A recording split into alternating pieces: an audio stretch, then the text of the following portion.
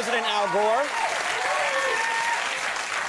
You have these two books, Joined at the Heart, which is a narrative of about 12 families. Right. And then you have this book, The Spirit of Family, with your wife Tipper that you assembled. These are photos of all kinds of families, non-traditional families, traditional families. We went through 15,000 pictures to edit it down to 256, and it tells the story of the modern American family. Let's look at some of these photos briefly. There's a photo here. I love this photo. I picked this out today. I love that photo. Yeah, it's in the latter part of the book where, you know, it follows the life cycle of a family. This is an older couple going about their daily chores. Let's see the next photo. Okay. This is a foster home, and this guy's helping out a lot of kids who would not have a home otherwise. And then there's a photo here. This is you and with your kids. That's in the introduction. It's the only picture that... It's the beefcake shot, I call it.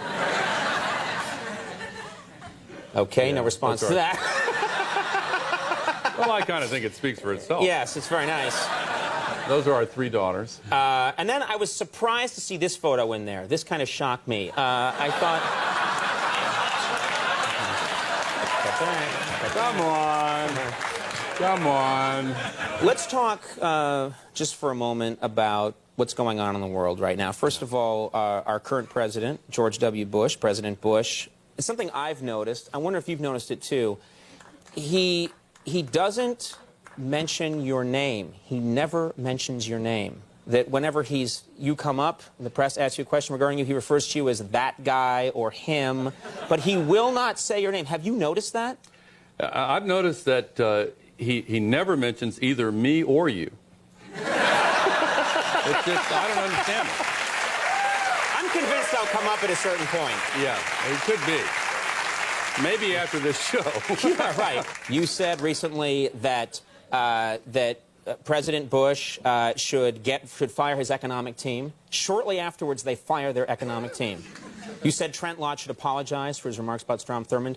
Immediately afterwards, he apologizes. Are you secretly controlling things? Well, are you pulling strings? Do you guys have some kind of deal?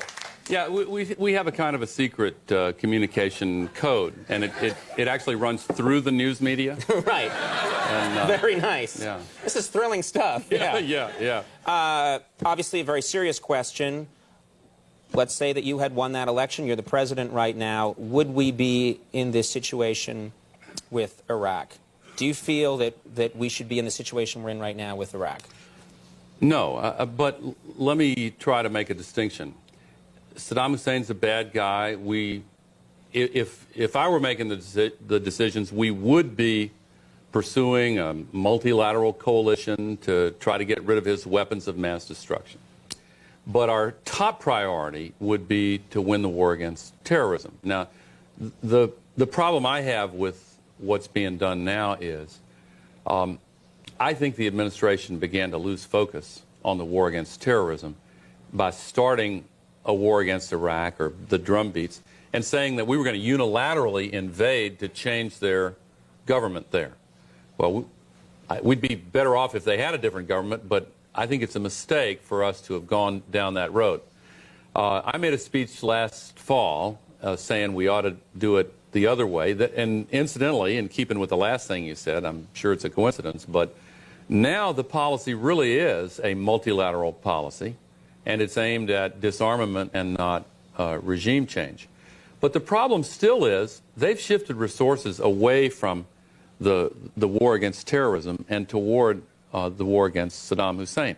And they keep trying to give the impression that they're the same thing. You know, like Osama bin Laden, Saddam Hussein, virtually the same. Well, they're not. And the intelligence community says they don't know of any evidence connecting them. Well, that was my next question. Is there evidence, and I think you would know this, does the administration have evidence that Saddam Hussein does have weapons of mass destruction? And if they do, isn't this whole business of us waiting for a 12,000-page report and having Hans Blix look over it, is that theater?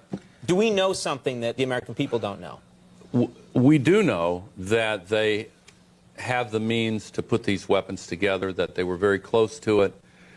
We know that they're doing things that they shouldn't, but it's a separate question whether or not we should go in unilaterally to do something about that. If we get firm evidence that they have weapons of mass destruction at a particular place, we would be justified in going in and destroying those weapons. That's different from invading to change the government. Okay.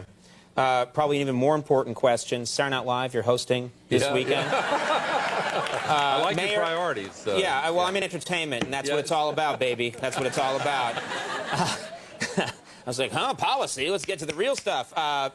Mayor Giuliani, when he was on the show dressed in drag, made a big splash. Any chance that you'll be wearing a dress this weekend? What color? We'll pick it out for you. Don't you worry about it. Joined at the Heart and the Spirit of Family are both available now. This weekend, Vice President Gore is hosting Saturday Night Live with musical guest Fish. I know you're big fans of theirs. I'm not kidding. He is. Kipper and I were Grateful Dead fans. They've kind of filled some of that. Exactly. And just a thrill to have you on the program. Thank you very much for having me. Vice President Al Gore. We'll be right back. Bruce Springsteen and the E Street Band.